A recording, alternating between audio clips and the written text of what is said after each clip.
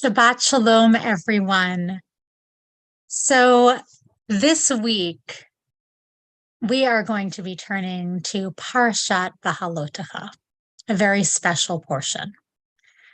And as we might know, our Torah scroll is so incredibly unique in not only the words that are in it, but also the way in which it's written.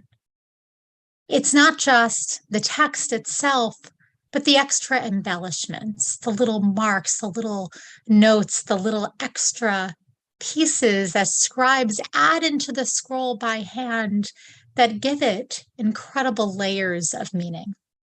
In our Torah portion, Behaalotechah, there is an anomaly in the text. It contains two strange letters that surround a small piece of text without explanation or clear purpose. This is a piece from our text as it would be written in the Torah. And as you might notice, there are just a couple of verses right here in the middle, surrounded by white, but also surrounded by these two funny symbols, one at the beginning and one at the end.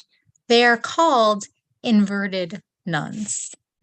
If we look at the text itself, its wording, what it says is when the ark was set to go out, Moses would say, "Advance, O God.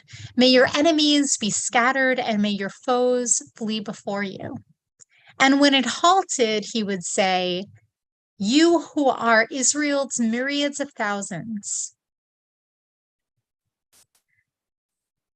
could go out."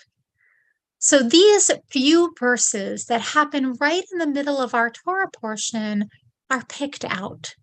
And are picked out not only to be right there in the middle of the text, but to be given these extra symbols around them. And our rabbis have lots of different reasonings for why this might be the case. Rabbi Yehuda ben Nasi actually says that this is an entire book of the Torah in itself. We have the books of Genesis and Exodus, of Leviticus, and of Deuteronomy. And right here in the middle of Numbers, there are actually three books of Torah, he argues. The Torah that occurs before this verse, the Torah that are these two verses right here, and the Torah that comes after it. This demarcation is a way to say that this is an entire book of Torah unto itself. Another idea by Shimon Ben Gamliel, is based on a different type of way of kind of editing and demarcating different sections of text that were common in the Middle East by using letters to show that this specific text is actually out of place in the Torah. It really should belong someplace else. And one day, one time in the future, it will be put in its rightful place. When we look at this text, we might wonder what is special about this text. What is it that it says? And the verses itself are talking about the Israelites going out. It gives a message that God will be with them as they go on their journey, and God will be with them when they pause whenever they need to throughout their wandering in the desert, but also perhaps throughout their lives, and that we can feel this again. Why was it placed exactly here? Well, the rabbis say that just before these verses, there was a punishment. There was something that the Israelites did that was wrong, that just wasn't quite right. And that something is that they walked away from the mountain of God, that they made a separation between themselves and God, and that was problematic. After this small piece of text, the Israelites turned against one another with bitter complaints, causing perhaps a rift within their community. These words of text in between are reminders that God is present with them, that it is important to continue to turn to and connect to God at moments of rifts, at moments of challenge. But there is something else about this that moved me so much that I knew I needed to talk about it today.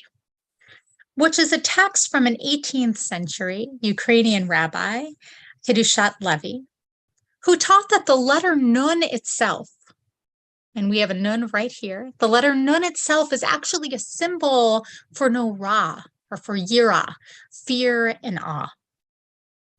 People who are in a place of fear, people who are ashamed, people who are struggling, people who are in a place of discord, they turn away from one another. It's hard to face one another at those moments. And so these nuns here are actually inverted.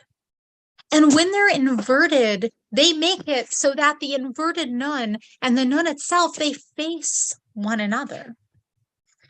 An inverted nun is sending the message that the only way to build harmony, the only way to rebuild that closeness with God and that closeness with one another is to begin by turning to one another.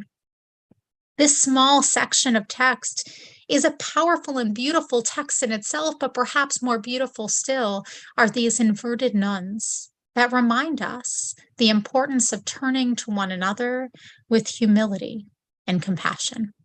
I hope you all have a Shabbat Shalom and that your week ahead is filled with so many blessings.